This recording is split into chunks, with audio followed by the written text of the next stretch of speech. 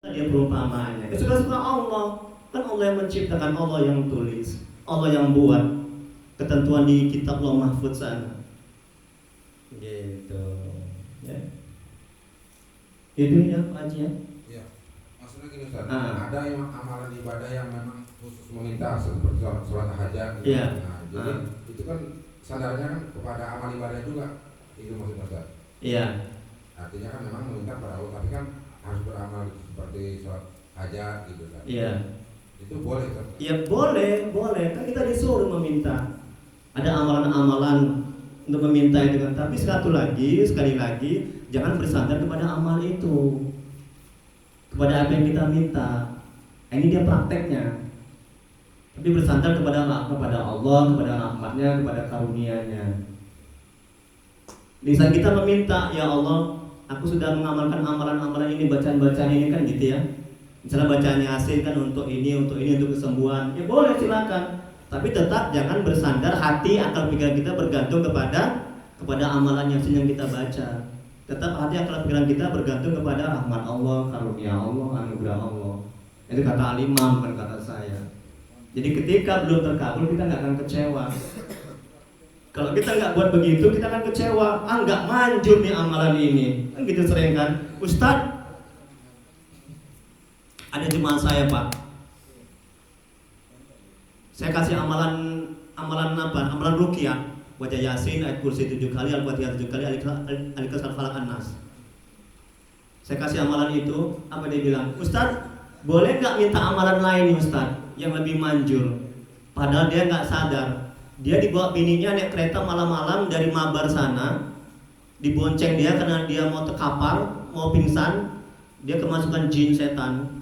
Dibawa malam-malam ke rumah saya. Dia nggak sadar yang saya ruqyah, yang dia buat sembuh itu amalan yang saya kasih sama dia. Itu amalan yang kamu amalkan itu yang buat kamu sembuh. Kamu nggak sadar itu. Saya nggak boleh ceritakan namanya, sebutkan namanya, itu aib. Jadi dia minta amalan lain selain dari Yasin untuk menyembuhkan gangguan jin dia itu.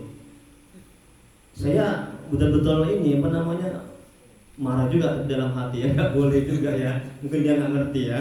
Pahala jadinya, iya. Dia udah disembuhkan dengan Yasin itu, berkah Yasin itu Allah yang menyembuhkan atas izin Allah. Kok dia minta amalan lain? Ini akibat dia bergantung, bersandar kepada amalan Yasin itu. Jadi dia kecewa, putus asa, marah dia. Nggak boleh. Kita bersandar kepada Allah, kepada rahmatnya, kepada karunia-Nya, kepada anugerahnya. Ketika doa kita belum terkabul, kita nggak akan kecewa, nggak akan sakit hati. Kan nggak ada apa namanya, ruginya, kita dapat pahala, ya kan? Apalagi kita mendekatkan diri kepada Allah. Ya, ini tolong diamalkan. Wallahu a'lam bishawab. Hanya Allah yang mengetahui jawabannya. Ada lagi Pak? Ya, Pak Handoko, Pak Haji Handoko, tuan rumah. Amin. Perkataan itu doa. Iya, ada yang komplain ibu, saya ngisi di Masjid Istiqomah. Ustaz, saya belum haja lah Ustaz. Jangan panggil ibu haja. Gitu. Ya, Jadi ini sesinya kopsa, ngopi, ngobrol seputar iman atau kopi santai. Jadi bapak-bapak yang menikmati kopi sambil tanya jawab sama Ustaz di sini dengan segala hormat, saya persilahkan. Oh ya, silakan Pak, silakan Pak. Jawab ini santai-santai aja, kita jangan satu kali gitu. Karena kita jawab ya kan. Oh, silakan bapak-bapak ya, mungkin dari Pak Ali, silakan dari duluan Pak Ali ya. Silakan Pak. Udah disediakan sama Jadi santai-santai aja kita ada apa. Baik, sambil ini Ustaz, ada yang perlu saya tanyakan ketika tadi Ustaz katakan apa tadi, sedekah terputus atau wakaf tidak terputus gitu, itu juga saya belum boleh karena kita hal yang berbeda, infak, sedekah dan wakaf itu juga saya tidak mohon penjelasannya. Itu yang pertama. Yang kedua, ketika kita berinfak, ada apakah sebaiknya kita lapaskan itu infak kepada siapa dan sedekah kepada siapa, atau hanya sekedar menaruhkan aja, Allah sudah mengetahui niat kita di dalam hati. Mungkin itu Ustaz. Terima kasih Ustaz penjelasannya. Iya, ini kajian fikih, tidak apa-apa ya campur-campur. Sedekah itu umum, Pak Haji Andoko. Sedekah itu umum. Senyum, Pak Haji Andoko. Pak Haji Andoko, sedekah itu umum. Senyum, sedekah. Ada duri tengah jalan kita geser itu sedekah. Benar? Apalagi membersihkan parit itu sedekah umum. Nah, kalau infak itu berupa uang. Kalau wakaf berupa barang, misalnya pasir, semen, barang-barang. Nah, wakaf kalau kita mati dia mengalir terus pahalanya, itu wakaf. Kalau sedekah hanya sampai di situ aja, terputus. Makasih Pak ya, semoga Allah membalas kebaikan Bapak. Amin. Nah, itu mendoakan sedekah itu umum. Kata Nabi, setiap ada orang melakukan kebaikan kepada kita doakan. Sedekah itu umum. Amin. Amin juga sedekah itu. Iya, kebaikan itu. Jadi umum, banyak sedekah ini. Ya. Maksiat pun banyak. Ya Pak Jandoko ya. Gitu. Itu makanya ketika kita ada pembangunan, kita lebih abdul kita lisankan, kita sebutkan, Pak, saya wakafkan semen saya ini untuk pembangunan masjid. Jangan lupa pahalanya untuk almarhum bapak kita. Jangan hanya kita aja. Untuk bapak kita dulu, kita juga dapat. Bapak kita di kuburan mengalir terus itu, di alam barzah pahalanya. Kita juga begitu. Kalau kita mati itu sampai hari kiamat terus mengalir, itu wakaf. Beda dengan sedekah. Nah, ini sedekah ini terputus. Ini makanya ini ilmu juga kan, kertas nih kan, dia berupa benda wakaf. Terus kalau saya mati dia mengalir terus ya, wakaf. Dia berupa barang. Ya gitu Pak Haji Andoko ya.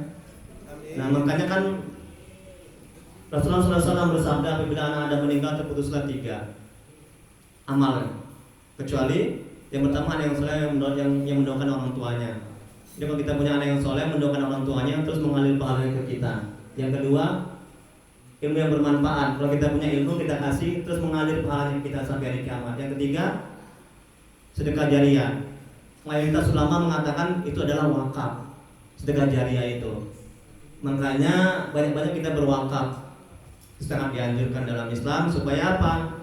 Supaya makin banyak pahalanya yang mengalir ke kita. Tapi jangan, udahlah enggak sholat lah, aku wakaf aja. Oh jangan ya. Itu curang itu. Allah Maha tahu ya. Ada lagi, silakan sambil ngopi. Ya, sambil makan-makan. Minum Pak, ini saya kasih teh manis, ini ada kopi.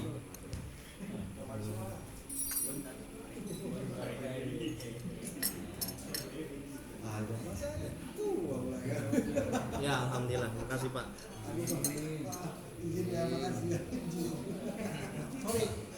Oh, masya Allah, rupanya belum kasih gula ya.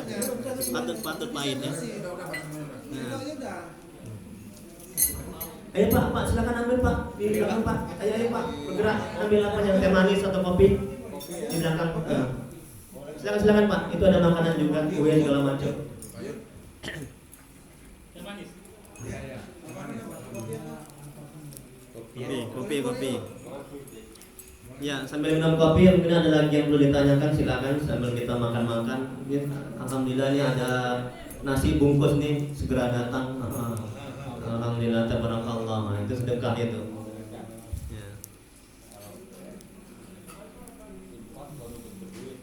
Ya, kalau dia infak itu biasanya berbentuk duit. Wakaf berbentuk barang. Bisa juga ketika ada pembangunan masjid, Pak, saya nggak bawa semen, nggak bawa pasir, tapi saya ada duit.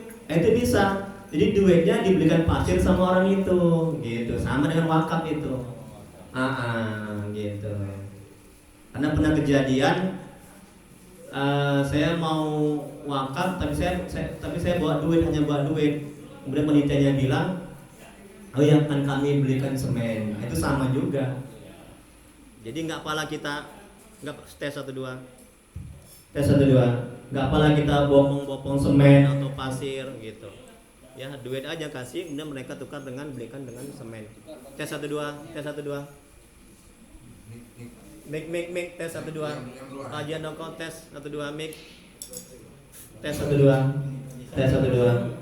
Ya. Terima kasih Pak ya. Udah. Ada lagi silakan tes 1 2. Ini mati. Tes 1 2. Iya iya. Ya tasawuf ya alhamdulillah. Tasawuf itu apa sebenarnya? Itu cabang dari ilmu agama Islam karena kan banyak itunya. Iya. Artinya apa itu Pak tasawuf itu? Ya alhamdulillah tabarakallah ya. Bagus pertanyaannya Pak Haji. Ustaz, apa sih pengertian tasawuf itu? Tasawuf adalah ilmu yang mempelajari tentang seluk-beluk hati. Kemudian ada ulama mengatakan yang lain, tasawuf adalah ilmu yang mempelajari bagaimana kita dekat kepada Allah, mengenal Allah. Kemudian ada ulama lain mengatakan tasawuf adalah ilmu bagaimana cara kita membersihkan hati dan mengetahui penyakit-penyakit hati dan cara membersihkannya. Itulah tasawuf. Dan apa yang dihasilkan dari belajar tasawuf? Yang dihasilkan dari belajar tasawuf adalah akhlak yang baik, akhlak yang bagus. Dan apa lagi yang dihasilkan dari belajar tasawuf? Yang dihasilkan dari belajar tasawuf adalah kebeningan hati, kedekatan kita kepada Allah. Karena tasawuf itu mempelajari tentang bagaimana cara membersihkan hati. Itu dia intinya. Jadi kalau hati kita sudah bersih, maka Allah akan menganugerahkan ma'rifatullah ke dalam hati kita. Cahaya ma'rifatullah, cahaya hidayah ke dalam hati kita. Kalau hati kita sudah bersih, kita akan bisa dekat kepada Allah, bisa mengenal Allah. Kalau hati kita sudah bersih, kita akan bisa merasakan kedekatan kepada Allah. Itulah secara garis besarnya ilmu tasawuf.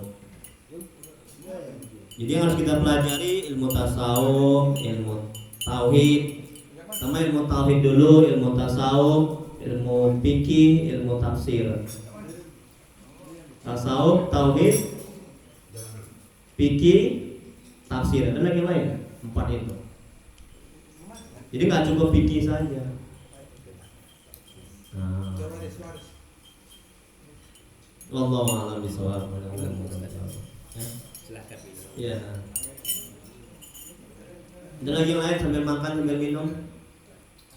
Nah sejauh ini yang kita pelajari di sekolah ini kan kebanyakan ilmu fikih ini Pak. Nah, jadi tasawuf ini jarang disentuh ya.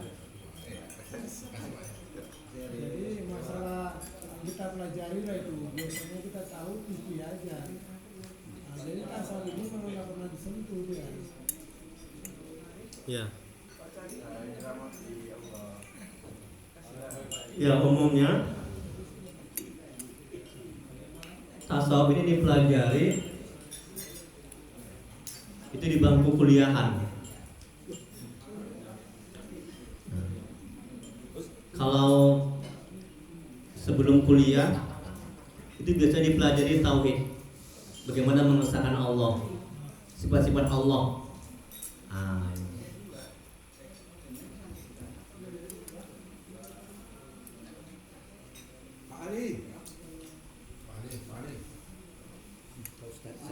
Ya, silakan Pak. Assalamualaikum warahmatullahi wabarakatuh. Assalamualaikum.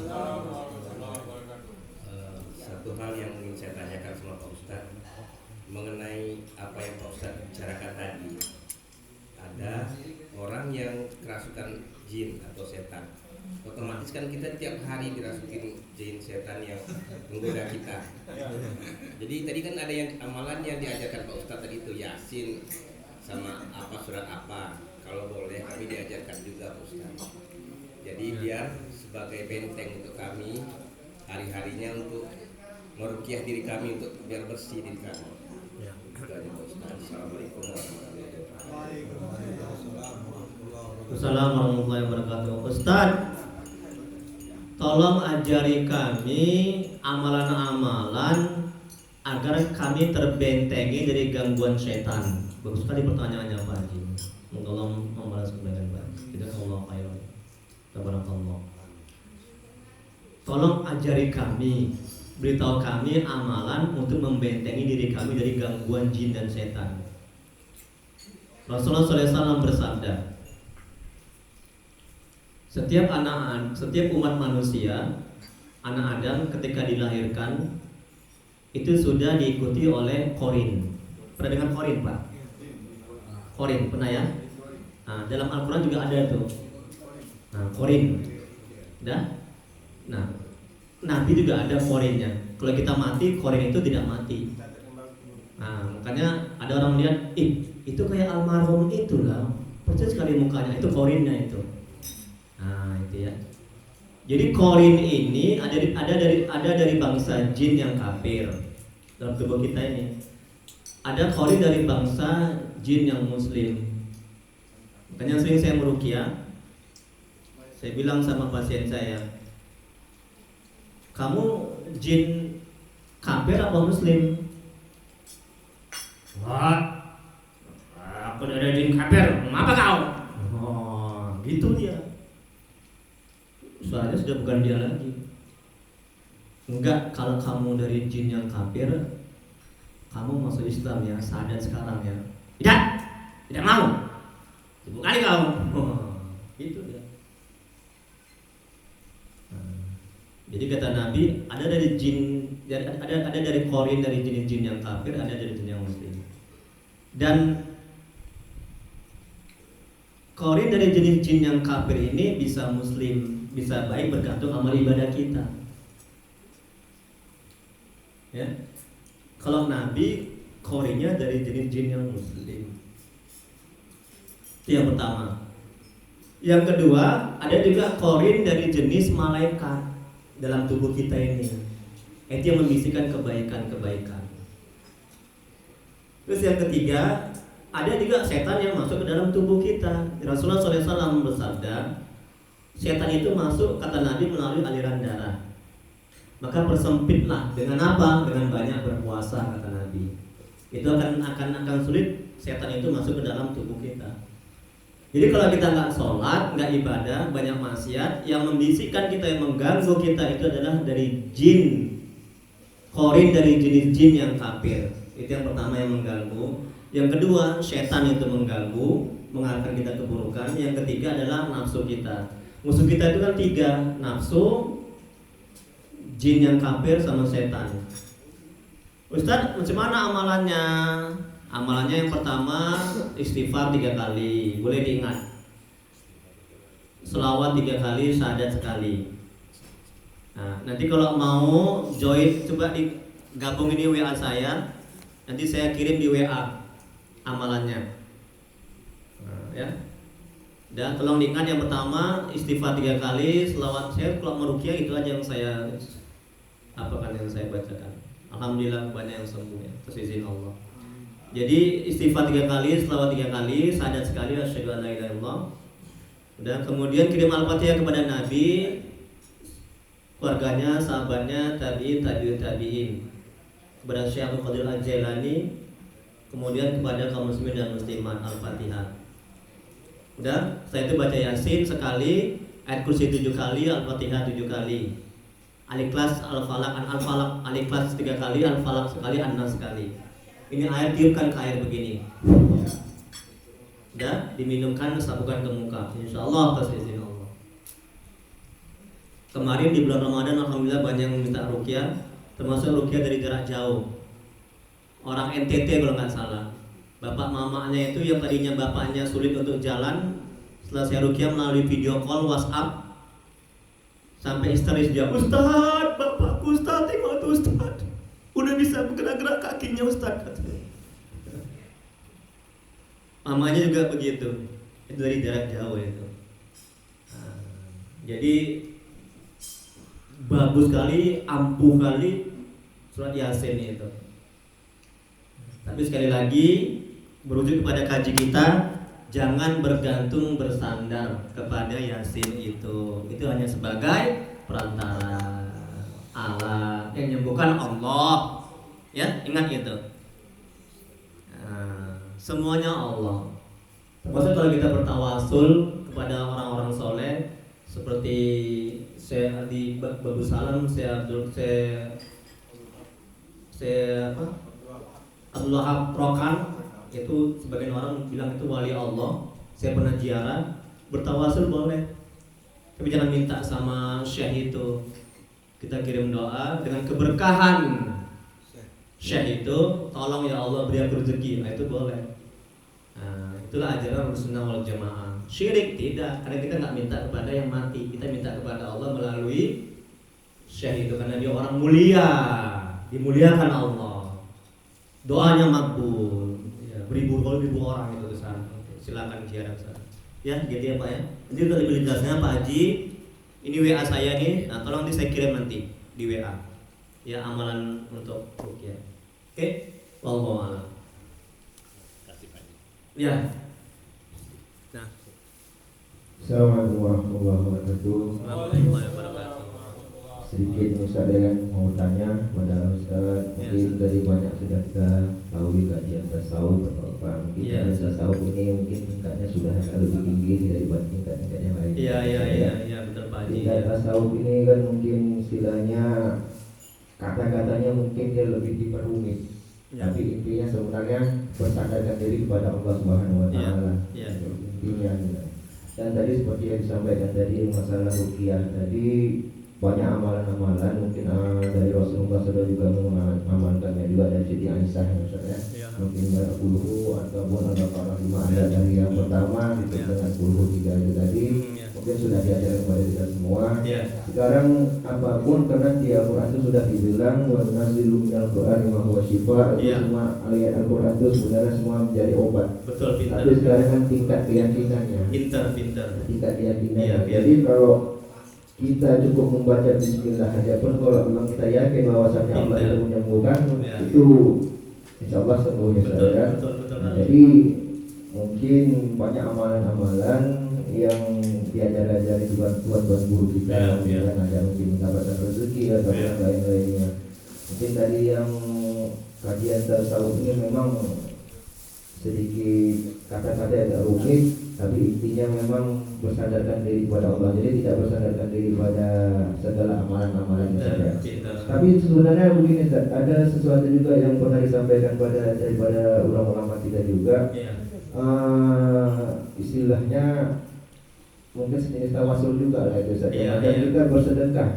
Saat kita bersedekah itu kita silakan kita berdoa, mengamalkan sebenarnya dengan sedekah kita itu bersandarkan dengan sedekah itu, tapi maknanya tetap kita bersandarkan daripada Allah, tapi dengan niat kita bersedekah itu silakan kita berdoa ketika kita bersedekah, insya Allah akan mengabulkan ketika pada saat itu katanya. Iya. Nah, itu gimana kata Ustaz kira-kira? Iya, kita bersedekah. Udah? Nah, kemudian kita sedekah, tetap kita bersedekah. Johir kita sedekah, tapi hati kita tetap bersandar kepada Allah. Jangan bersandar kepada sedekah itu. Gitu. Dengan istilahnya dengan niat baik kita bersedekah, insya Allah dengan perbuatan baik kita Lisan kita aja. bersandarkan diri kepada Allah. Iya, insya lisan. Allah. Nah, itu lisan. Nah, tapi hati kita kan beda ya. Iya. Lisan, ucapan sama hati. Benar. Jadi intinya tetap bersandar kepada Allah. Iya. Ya. Seperti juga ahli sufi seorang wanita yang berkata kepada Rasulullah saya, Iya. kalaulah amal ibadahku ini ataupun sholatku ini kalau misalnya hanya mengharapkan surgamu, Pinter. bakar aku dengan api Pintar. neraka saya. Iya. Tapi tetap intinya kita tetap mencari ridha Allah. Pinter. Itulah inti dari tasawuf. Iya, ya. itu dia intinya. Oke, Ustaz, Iya, terima pinter. kasih Ustaz ya. Iya, amin. Assalamualaikum warahmatullahi wabarakatuh. Iya. Assalamualaikum warahmatullahi wabarakatuh. Jadi amal ibadah yang kita lakukan muaranya adalah ridha Allah. Kalau Allah ada ridha, apa yang nggak Dia kasih? Betul. Rezeki, istri, anak, semuanya, kemudahan, dunia segala isinya. Sedangkan nggak minta pun ada yang dikasih, betul kan? Makanya jangan bergantung bersandar kepada apa yang kita minta. Itu dia manajemen hati. Wallahu a'lam. Assalamualaikum warahmatullahi Waalaikumsalam warahmatullahi wabarakatuh. Pak Haji. Saya dengar ceramah. Iya. Nah, jadi waktu zaman jahiliyah, itu zaman Nabi Ibrahim, orang kan pada nyembah Allah, tapi melalui patung. Itu patung tadi kan dihancurkan. Jadi sebaik-baiknya kita menyembahkan minta sama Allah, jangan perantara yang lain, Ustaz. Itulah yang saya maksud, Ustaz. Kalau bisa kita minta itu langsung sama Allah. Iya. Jangan melalui perantara lain. Itulah yang saya dengar dari Ustaz. Iya. Apakah tadi Ustaz bilang tadi kan kita kan minta perantara. Iya. Melalui tadi apa tadi? Tawasul. Iya. Apakah kita tidaknya langsung aja kita? Iya, pintar ya. Alhamdulillah. Masya Allah. Pak Haji, assalamualaikum warahmatullahi wabarakatuh. Bagus sekali ya pertanyaannya ya, Pak Haji ya. Alhamdulillah. Tabarakallah. Jazakallah khair. Semoga Allah membalas kebaikan Pak Haji. Masya Allah. Ini bapaknya pintar-pintar semuanya. Alhamdulillah ya. Sampai saya kewalahan jawab. Bagus sekali pertanyaannya. Ustadz, kenapa nggak langsung aja kepada Allah? Zaman-zaman jahiliyah itu mereka itu menyembah Allah melalui patung-patung itu, perantara patung-patung itu. Kata Bapak Haji ini tadi. Nah, jadi Ustaz bilang tadi kita minta kepada Allah tapi melalui wali-wali Allah. Kenapa nggak langsung aja kita minta kepada Allah? Masya Allah. Bagus sekali Pak Haji. Pinter kali. Ini kalau nilainya 85 ini. Belum 100. Kalau 100 nggak mungkin lah. Kalau itu orang-orang yang soleh itu. Wali-wali tadi tuh. Wali-wali tadi 100 ya kan. Bagus sekali pertanyaannya. Sekarang saya tanya balik sama Pak Haji boleh? Pak Haji, tingkat keimanan kita, terkabulnya doa kita itu sama nggak dengan wali-wali Allah? Saya tanya sama Pak Haji. Enggak, jawab aja iya atau tidak. Tidak. Wali-wali Allah, orang-orang yang soleh, hatinya bersih, doanya makbul. Mereka sudah dekat kepada Allah dan mengenal Allah. Nah, kalau kita minta langsung kepada Allah, kira-kira yang kita banyak dosa, banyak maksiat, yang kita masih jauh dari Allah, hati kita masih kotor. Untuk itu sangat dianjurkan sekali, bahkan sunnah Nabi itu, sunnah itu hukumnya itu, kita bertawasul. Nah itu sangat dianjurkan sekali kita minta kepada Allah melalui perantara wali-wali Allah. Ya Allah, dengan keberkahan Syekh Abdul Qadir Al-Jailani, tadi saya berdoa gitu tadi kan, dengan keberkahan Syekh Abdul Qadir Al-Jailani, tolong ya Allah ampuni dosa kami. Karena Syekh Abdul Qadir Al-Jailani itu wali Allah, wali kutub, doanya sangat makbul. Mereka sudah dekat kepada Allah. Dan saya nggak sanggup tidak bertawasul karena saya merasa ini saya banyak maksiat dan banyak dosa dan sholat saya ini masih jauh dari kesempurnaan. Maka saya bertawasul kepada Nabi dulu, karena Nabi kan pasti doanya terkabul, dia maksum, gak ada dosa, dijamin masuk surga. Yang kedua saya bertawasul kepada Syekh Abdul Qadir Al-Jailani. Setiap doa, setiap sholat saya bertawasul kepada dua itu, kepada Nabi dan kepada ya Allah, dengan keberkahan dan kemuliaan Nabi Muhammad SAW terbaga dan sahabat-sahabatnya, serta keluarga dan sahabat-sahabatnya, jangan lupa itu. Yang kedua, ya Allah, dengan keberkahan dan kemuliaan Syekh Abdul Qadir Al-Jailani, tolong ya Allah ampuni dosaku ya Allah. Insya Allah akan dikabulkan pada Allah. Gak mungkin kan? Malu Allah, karena kita bertawasul kepada kekasihnya Nabi Muhammad dan kepada kekasihnya Syekh Abdul Qadir Al-Jailani. Itu Pak Haji. Jadi Pak Ustadz, kalau kita lagu guru, Berguru. Kita berguru. apa kita melalui Pakai mic yang luar nggak dengar. Nggak dengar. Assalamualaikum warahmatullahi Waalaikumsalam warahmatullahi wabarakatuh. Sampai masuk Pak Haji ini jadi kan seru ya. Sampai masuk. Menarik kajiannya. Kita kan ada guru. Kita ada guru berguru. Rapati Pak Haji. Yang biar yang luar dengar. Kita kan misalnya kita kan guru SD lah gitu. Apakah kita melalui guru itu kita minta sama Allah sebut namanya? begitu tuh misalnya. Tadi doa tadi doa. Ya. Apa kita mau meminta nama dia kita sebut, baru kita minta sama Allah. Iya. Baru kita berguru gitu. Berguru, Nah, itulah yang pengalaman saya Ustaz. Iya. Ya. Udah sampai situ Ustaz. Iya, jadi begini. Yang pertama kita bertawasul kepada Nabi dulu, karena dia yang paling mulia, makhluk yang paling mulia. Udah pasti Ustaz. Nah, yang kedua kepada Syekh Abdul Qadir Al-Jailani. Kemudian yang ketiga nggak apa-apa sama guru kita, tapi guru yang mendidik kita ilmu rohani, ilmu hati, bukan guru SD, guru SMP, guru SMA, bukan itu maksudnya. Ini kan tidak angka maksudi waril kamami. Dan kita tahu kau yang maksud ya Allah, ilmu yang kuminta. Iya. Ya kan? Kita kan ada guru. Ya, tadi kan sama Allah ya, kan? Sama apa Nabi Muhammad dan sahabat-sahabatnya. Iya. Terus kepada guru, kata guru, apakah melalui itu kita bertingkat mintanya langsung? Boleh juga, nggak apa-apa, nggak apa-apa. Apa kita nggak langsung gitu minta? Iya, boleh juga, langsung juga nggak apa-apa. Bukannya haram, bukan nggak boleh. Apakah kita mesti bertawasul gitu? Ya, jadi nggak pun bertawasul tidak haram. Tidak hanya sunnah aja, sunnah Nabi itu bertawasul itu, dan perintah Allah dalam Al-Quran ada itu, cuma saya nggak ingat ayatnya. Dan bahkan Nabi Adam juga bertawasul kepada Nabi Muhammad. Masya Allah, Nabi Adam bertawasul kepada Nabi Muhammad. Masya Allah, tengok kata Pak Haji itu. Mungkin Ustaz gini, Ustaz. Silakan Pak Haji. Keterangan awamnya gini. Tolong ini Pak Haji. Kita ingin Nih, ketemu tunggu Pak Haji. presiden. Haji, tunggu. Jangan, camat aja. Ini bagi Pak Heri. Awamnya gini, kalau kita ingin ketemu pejabat atau Pak Camat atau Pak Gubernur atau Presiden, kan nggak mungkin kita langsung mau ketemu. Nggak kenal dia sama kita. Gitu. Minimal kita sama sekretarisnya, sama ajudannya. Jadi itu aja mungkin secara awam kasih. Betul. Ya.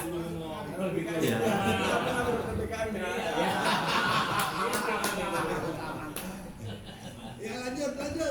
Oke, udah cukup ya, udah jam 10 ya. Nah, insya Allah. Belum.